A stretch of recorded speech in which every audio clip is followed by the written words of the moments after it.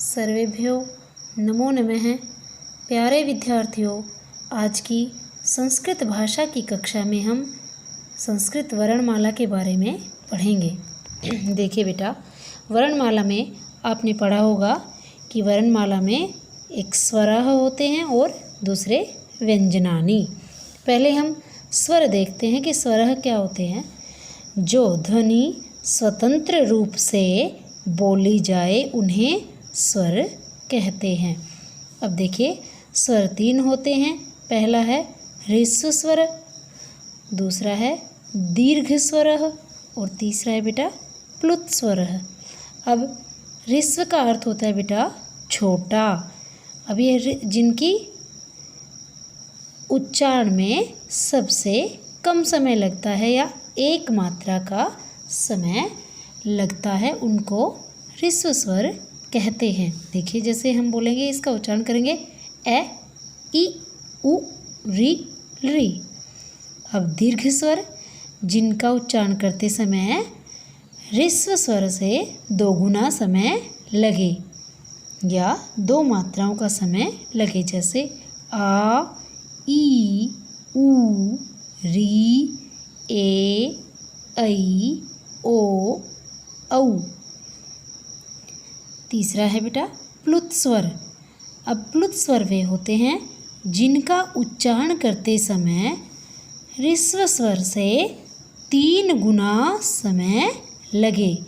अब देखिए, जैसे इसका उच्चारण करेंगे तो आप स्वतः ही देखेंगे, जो हम इसको ओम जो शब्द है, इसका उच्चारण जब हम करते हैं ओम ओम, तो ऊ जो है इसका उच्चारण हमने जब किया तो इसमें इन दोनों स्वर के उच्चारण से अधिक समय लगा है, इसलिए ये क्या है, प्लुत स्वर है। ये हमने स्वर पढ़े। अब हम देखेंगे व्यंजन। व्यंजन देखिए बेटा, जिनका उच्चारण स्वरों की सहायता से किया जाए उन्हें व्यंजन कहते हैं।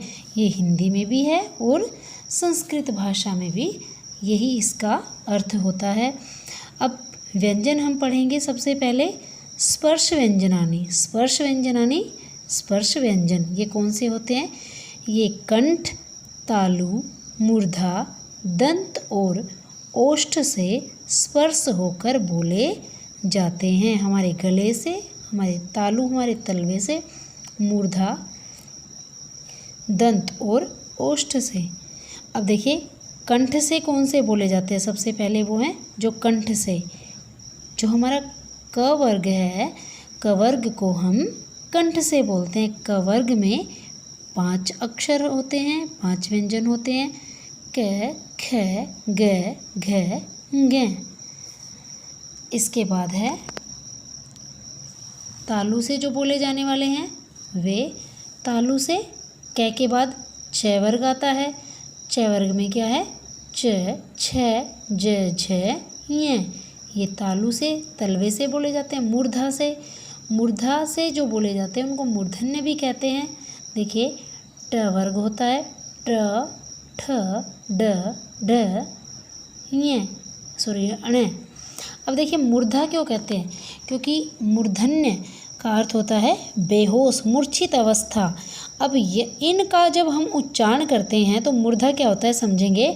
देखिए, ट, जब हम ट का उच्चारण करने चलेंगे तो आपकी जीभ जो है वो तालु से सट जाती है, और यदि वो वहीं सटी रहेगी तो मुख की हवा जो है वो मुख के अंदर ही रह जाएगी और वो बाहर नहीं निकलेगी। देखिए, ट बोलने की कोशिश कीजिए, ठ, तो आपकी जीभ उठ के आपके तालु से सट जाएगी, जिससे हवा बाहर नहीं निकलेगी और आप सांस नहीं ले पाएंगे, तो आप मूर्छित होकर, बेहोश होकर गिर जाएंगे। इसलिए इनको मूर्धा व्यंजन कहते हैं। हमारी जो जिह्वा है वो जब दंत से स्पर्श होती है, हमारे दांतों से, तो वो दंतव्य या दांत से स्पर्श होने वाले व्यंजन हैं तवर्ग। तवर्ग में त, थ, द, ध, न। इनका जब हम उच्चारण करेंगे तो हमारी जो जीभ है वो दांत से टच होती है। अगला है बेटा ओष्ठ से। अब हम ओष्ठ से इसका जब उच्चारण करेंगे तो देखेंगे कि ओष्ठ से जो हमारे दोनों होंठ हैं वो आपस में स्पर्श करेंगे। प वर्ग है ये, प फ ब भ म। देखिए हर बार जब हम इनका उच्चारण करेंगे तो हमारे होंठ जो हैं वो आपस में टच हो रहे हैं दोनों। तो ये सारे क्या हैं बेटा, ये सभी हैं स्पर्श व्यंजन की। जो मुख का कोई भाग है वो कहीं ना कहीं अवश्य स्पर्श हो रहा है।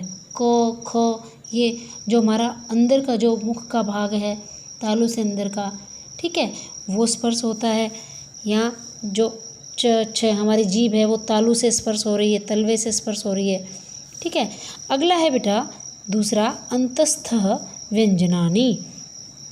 इनका उच्चारण जीभ, तालु, दंत और ओष्ठ के परस्पर मिलने से होता है। ये कौन से हैं? य, र, ल, व। देखो ये बोलोगे आपकी जीभ जो है वो तालु को टच हो रही है। य, र, यहाँ भी देखिए। ल दांत से, व हमारे होंठ स्पर्श हो रहे हैं यहाँ पे। तो इनका उच्चारण जीभ से ये, तालु से ये, दंत से ये और ओष्ठ से ये, इनके परस्पर मिलने से होता है, इनके टच होने से, ठीक है। अगला है बेटा ऊष्म व्यंजनानि। ऊष्म व्यंजन क्या होते हैं? ऊष्म का मतलब होता है गर्म, ठीक है। मुख से इनका उच्चारण करते समय मुख से हवा, ऊष्मा हवा को कहते हैं, वायु को कहते हैं, बाहर निकलती है। जैसे हम उच्चारण करेंगे श, स, ह, श, स, ह, सभी का उच्चारण कर रहे हैं तो हमारे मुख से हवा बाहर निकल रही है, तो इसलिए इनको ऊष्म व्यंजन कहते हैं। अंतिम है संयुक्त व्यंजन, जहाँ दो से अधिक व्यंजन एक साथ जुड़े हुए हैं।